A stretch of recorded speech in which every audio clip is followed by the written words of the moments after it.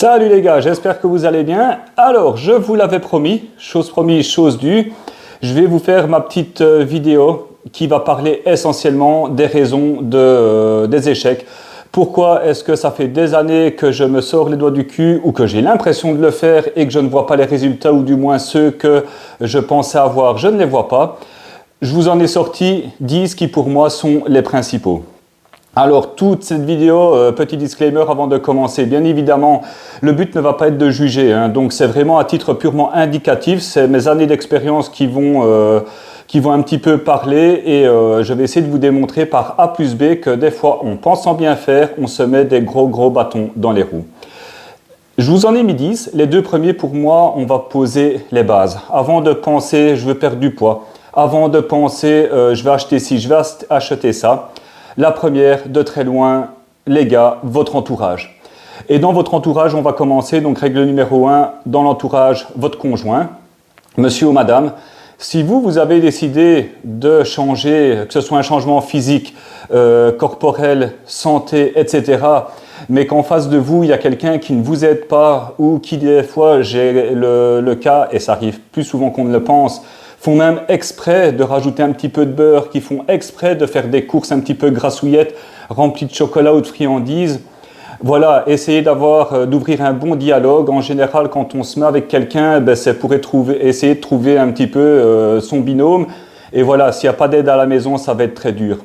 Et quand vous sortez de la maison, votre entourage, votre cercle amical, proche ou éloigné, est-ce qu'il est vraiment le bon? Parce qu'à partir du moment où, quand vous sortez, vous avez en face de vous des gens qui vous sortent les phrases un petit peu cucu et qui pompent bien, là, du genre c'est pas pour une fois, ou oh arrête avec ta flotte, tu fais chier. Est-ce que vous êtes à la bonne place, les gars? Est-ce que ces gens-là vous veulent du bien? Donc, il faut vraiment savoir qu'à partir d'un moment, le fait, à notre époque, de prendre soin de soi et de bien manger est mal vu. C'est Guindaillé qui fait bien, qui est populaire sur les réseaux. Donc n'ayez pas peur d'être différent et posez-vous les bonnes questions. Est-ce que mon entourage est propice à mon changement? Règle numéro 2. Arrêtez de vous voiler la face. Pourquoi? Parce que le nombre de personnes qui me disent les phrases cuculapraline, c'est ma thyroïde, ce sont mes hormones, c'est l'âge. Voilà, toutes ces phrases en fait, ne rendent pas quelqu'un avec un gros surpoids ou quelqu'un d'obèse. L'obésité, c'est une maladie culturelle et générationnelle. Vous avez beau chercher dans la nature, on n'est ni plus ni moins qu'un animal. Ça n'existe nulle part ailleurs, un animal obèse. Le seul animal que vous allez trouver obèse dans la nature, c'est celui qui vit avec l'homme.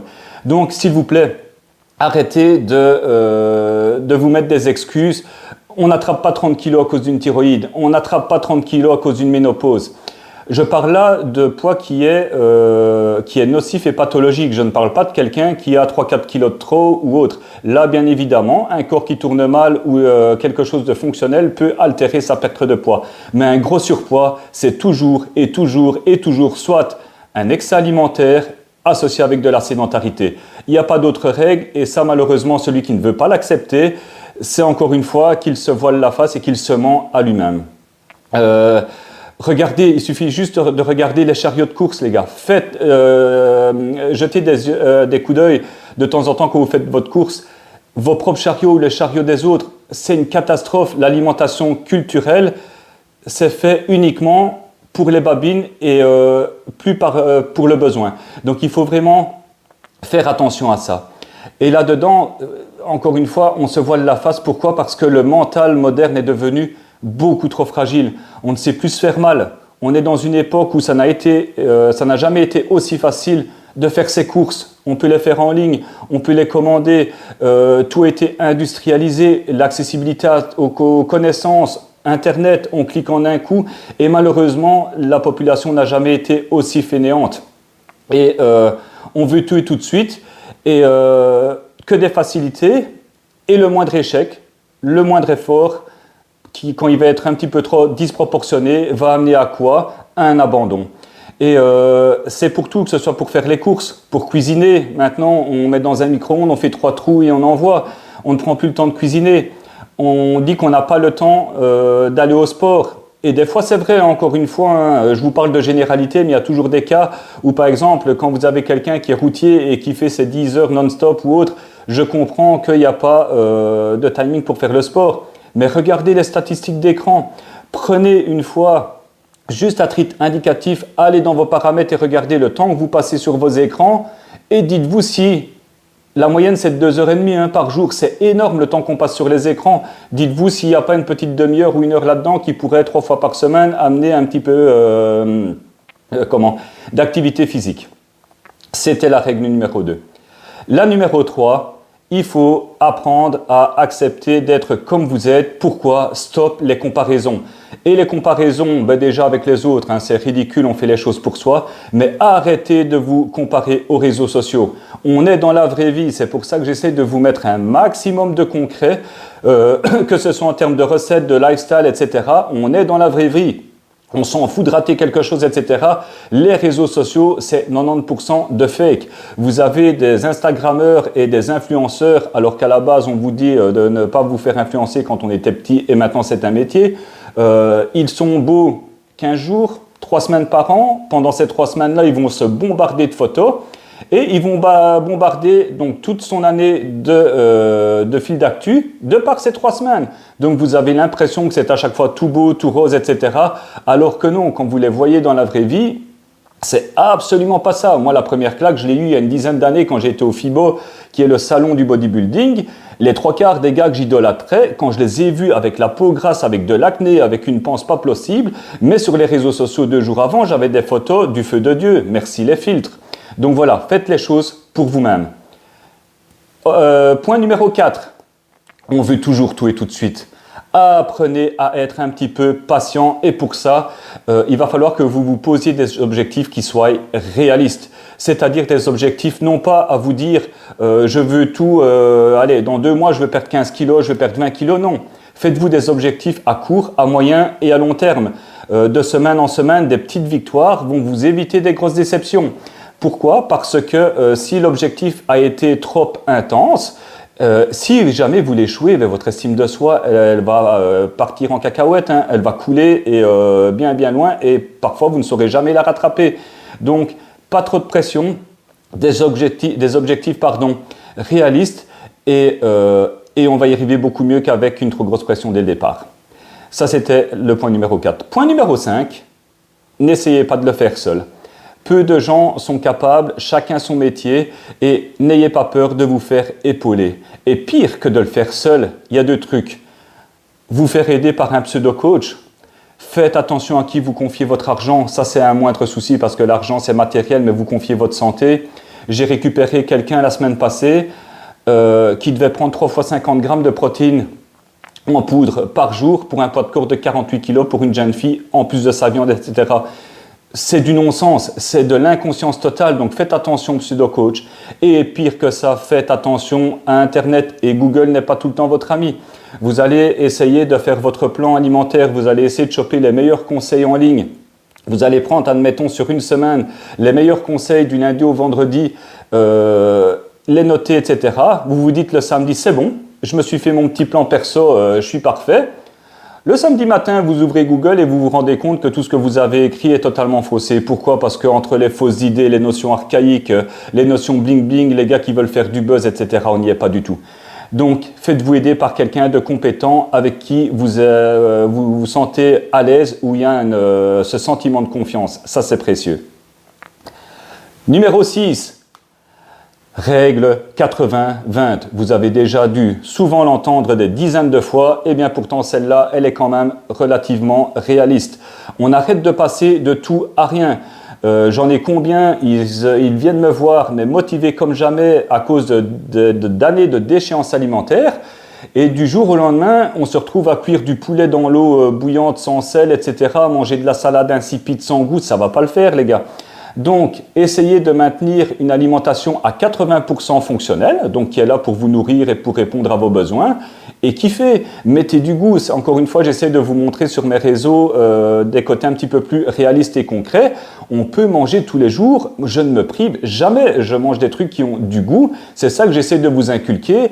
Mettez du goût, variez, cuisinez, et 20% du temps, Voilà, on est là pour vivre et pour profiter. Si on se fait un resto, si vous faites une petite soirée en amoureux ou quoi, forcément, ne la faites pas avec de la salade sans goût et sans assaisonnement. On n'en est pas là. Hein. Donc 80-20, on y arrive très bien. Et pour ça, cuisinez. N'ayez pas peur de cuisiner. Et si vous ratez, c'est pas grave. C'est un apprentissage. Tout le monde apprend. Et c'est de ces erreurs qu'on va apprendre à devenir meilleur. J'en viens au point numéro 7, qui rejoint quand même pas mal le point numéro 6. C'est qu'il faut manger par besoin et non pas uniquement par plaisir. Et ça rejoint aussi les premières règles que je vous ai données. Pourquoi l'être humain est le seul animal qui a autant de problèmes de surpoids et plus les années passent, pire c'est, parce qu'on ne mange plus que par plaisir. Avant, on mangeait de la viande le week-end, maintenant on en mange toute la semaine, et encore, c'est jamais les bons morceaux. Hein. Il suffit de voir lesquels morceaux se vendent le plus, ben, c'est toujours les morceaux les plus gras et indirectement les moins chers. Il suffit aussi de voir qu'avant, on allait au restaurant combien de fois? 2 fois par mois. Maintenant, on se commande en ligne, on va manger des tacos, on va chercher des pizzas, des burgers, etc. Et quand on vient me voir, on me dit, ouais, mais le matin, moi, manger des œufs tous les matins, ça me gonfle. Venant de quelqu'un, les gars, qui mangeait des pains au chocolat tous les matins, mais là, c'était pas un problème.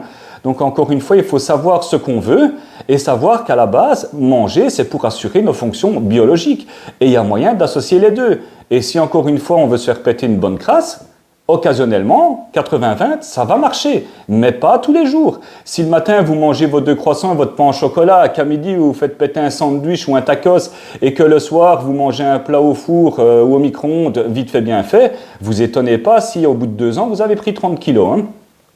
Règle numéro 8. Ça, c'est un truc qui, dans l'inconscient collectif, arrive, j'en ai tous les jours. C'est pas parce que c'est sain ou bio qu'il n'y a pas de calories dedans. Quand on me dit oui, mais mon pain, de toute façon, je le fais moi-même. D'accord, mais c'est pas pour ça qu'il est moins calorique, il est même souvent plus dense. Oui, mais ma viande, je vais la chercher au boucher ou je vais la chercher à la ferme. On est d'accord. Éthiquement parlant, on va être bien meilleur qu'une viande que vous allez aller chercher dans une barquette Lidl. On est bien d'accord, mais un haché porc et bœuf qui soit du nord ou du sud du pays, en frais ou en sous-vide, malheureusement, la qualité de la bête et du morceau ne va pas changer. L'huile d'olive, c'est pas parce que vous la faites venir de Sicile ou du fin fond d'Italie où elle est remplie de goût qu'elle va être moins calorique qu'une huile d'olive que vous allez chercher en premier prix au Aldi. Donc voilà, même si c'est sain, forcément, hein, je ne dis pas qu'il ne faut pas aller chercher dans du bio ou autre, mais même dans un magasin bio, vous avez de la merde bio, vous avez de l'huile de palme bio, vous avez du sirop de glucose fructose bio. Donc ça n'empêche rien, ce n'est pas parce que c'est sain que c'est du no-limite. Toujours avoir votre esprit critique. Règle numéro 9, on arrive sur la fin. On va essayer de mettre un ordre de priorité. Combien j'en ai qui viennent me voir et qui se sont ruinés? Je vous le dis parce que j'ai été le premier à le faire. Hein. Donc, encore une fois, je ne suis pas là pour juger, mais pour essayer de vous donner, de par mon expérience, des solutions. On vient me voir avec des brûleurs, on vient me voir avec des crèmes amincissantes, on vient me voir avec des crèmes brûlantes, avec du thé magique. Non. En premier, ce sera toujours l'hygiène de vie, à savoir alimentation, activité physique. Ça, c'est la base numéro 1. La base numéro 2, on regarde la biologie. Et par rapport à la biologie, on va peut-être prendre, et même souvent, des compléments santé. Et en troisième, et seulement en troisième, les trucs qui coûtent le plus cher et qui marchent le moins bien, tout ce qui est brûleur, etc., pourquoi pas.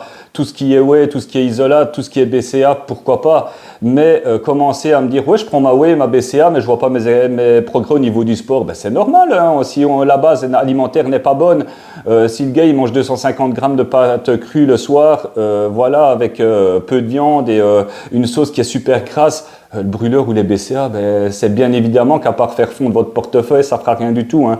Donc mettez une priorité dans l'ordre de vos dépenses. Votre corps et votre portefeuille vous diront merci. Dernière règle, la phrase bateau encore une fois, arrêtez de vous fier uniquement à votre motivation. Les meilleurs comme les moins bons, vous allez avoir des phases de motivation fluctuantes. Donc rien de tel qu'une bonne rigueur et qu'une bonne discipline, c'est grâce à ça que vous allez tenir bon. C'est comme quand vous devez travailler. Vous vous levez le matin, vous n'avez pas forcément envie d'aller travailler tous les jours, mais il faut payer les factures. Donc c'est quoi? C'est votre discipline qui vous fait vous lever, prendre votre bagnole et aller au travail. Ben, à partir du moment où vous vous êtes mis en tête qu'il y avait un besoin, qui avez une attente, que vous vouliez changer, que vous voulez un corps différent, que vous êtes complètement crevé et que vous voulez un mindset ou faire exploser votre fatigue, ben voilà, disciplinez-vous. Et ça va suivre tout seul parce qu'encore une fois, la motivation ne sera pas la même tous les jours. Il y a des gens, rien que le fait d'avoir une lumière différente, une météo différente, ils ne vont pas avoir la même motivation. Donc ne vous arrêtez pas à ça. Ne vous arrêtez pas à l'esprit du moment, mais à une discipline qui va vous apporter une évolution qui va être constante. Donc voilà, j'en ai terminé avec mes 10 petits points et j'espère que vous aurez compris que rien n'est facile. Rien n'est facile, c'est un processus qui prend du temps. Si c'était si facile, quand j'entends des médecins qui disent à leurs patients, ben ouais, arrête de manger, ben voilà, si c'était aussi facile que ça, tout le monde serait beau, grand et balèze. Et il n'y a personne qui est arrivé, même les plus grands, ce sont les plus grands dans n'importe quelle discipline, que ce soit au niveau du boulot, au niveau de l'entrepreneuriat, etc. Il n'y en a aucun qui est arrivé sans avoir fourni d'efforts. Et quand vous arrivez dans votre processus, ce ne sera jamais à plateau, il y aura toujours des phases de creux. Il faut accepter les périodes de doute. Il faut accepter les périodes où le moral va être plus bas. Encore une fois, on n'est pas dans les réseaux, c'est la vraie vie ici. Donc voilà, et quand vous êtes dans le creux, encore une fois, règle numéro 1, votre entourage aura énormément d'importance. Pourquoi? Parce que quand vous êtes à terre, c'est normal, on a une mauvaise nouvelle, on est peut-être un petit peu plus fatigué, on a peut-être une période où les dépenses du corps ont été un petit peu plus gourmandes. C'est pas grave, un genou à terre, on se relèvera le lendemain. Donc acceptez que le processus va être difficile et parfois plus long. Donc voilà, j'espère que cette vidéo vous aura aidé à débloquer certaines choses. Peut-être que vous serez reconnu dans certains énoncés que j'ai évoqués avec vous. Et je terminerai encore en rappelant que tout ceci est à but éducatif et non pas à but de jugement. Je fais un boulot où je passe mon temps à aider les gens, mais le problème c'est qu'on est à une époque où on a de plus en plus affaire à d'esprits fragiles qui se sentent attaqués ou frustrés à la moindre parole, où on prend tout au premier degré. Mais voilà, j'ai un métier, de base je le fais pour aider les gens, donc si moi j'étais à juger, on n'en serait pas là, je perdrais toute crédibilité. Je passe mon temps à faire plein de petites vidéos comme ça prend du temps, c'est énergivore et je le fais en plus gratuitement. Donc si je voulais juger, je ne serais pas à vouloir, je perdrais carrément mon temps. Donc voilà, j'espère que j'ai pu vous aider et en cas de besoin, n'hésitez pas à vous orienter vers un professionnel, que ce soit moi ou via d'autres collègues qui font leur boulot très bien. Il faudra juste être un petit peu patient parce que l'agenda, voilà, à un moment donné, je ne sais plus, pousser les murs. Portez-vous bien et prenez soin de vous. Ciao!